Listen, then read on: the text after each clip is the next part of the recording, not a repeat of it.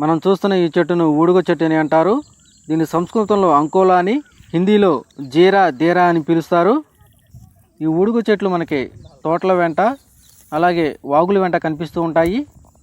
ఈ ఊడుగు చెట్లు వేసవకాలంలో మాత్రమే కాయలు కాస్తూ ఉంటాయి. ఊడుగ కాయలు పచ్చిగా ఉన్నప్పుడు ఆకుపచ్చగాను, దోరగా ఉన్నప్పుడు ఎర్రగాను, పండిన తర్వాత నల్లగాను ఉంటాయి.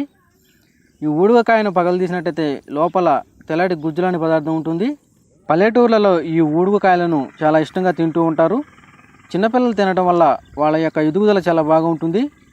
అలాగే జ్ఞాపక శక్తి బాగా పెరుగుతుంది. మెదడు ఎదుగుదల కూడా చాలా బాగుంటుంది. అంతేకాకుండా ఈ ఊడుగ చెట్టును సరైన రీతిలో వాడటం ద్వారా రక్త విరోచనాలు, క్రిమి రోగం, వ్రణాలు, దీర్ఘకాలిక జ్వరాలు, ఉబ్బు రోగాలు, పాము విషం, పిచ్చుకొక్క విషం, ఎలుక విషం, దీర్ఘకాలిక చర్మ వ్యాధులు ఇలా ఎన్నో రకాల వ్యాధుల నుంచి కూడా బయటపడవచ్చు.